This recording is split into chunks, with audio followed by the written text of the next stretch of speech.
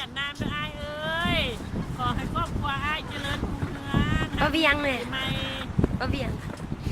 ป้าเวีย ปู ง เวียง ป้าปูเวียงป้าเวียง เวลามาดิ ป้าเวียงป้าลำลุงเตาหมดทุกคนครอบครัวขอให้อยู่ดีมีแฮงครอบครัวเลดี้ก็ขอให้เจริญรุ่งเรืองซื้อได้ขายมาในโชคในลาบ จ้า ปีใหม่แล้วให้รับรวยปีใหม่แล้วได้มาอิจฉาบางเบียดก็ขอให้มันพายแพร่ไปน้ำ ไหลไปน้ำน้ำทะเลเด้อเอ้ดีไล่ตัว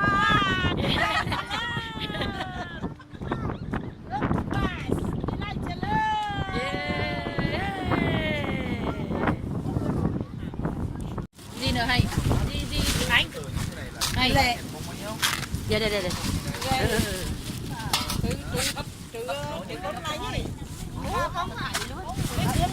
กินแบบไหนวะเกด โอ้โหอาหารกิน อัน เป็นบัก อันถือได้ คนลาวดิ เขาบุกินได้ไหมเขาบุกินได้ไหม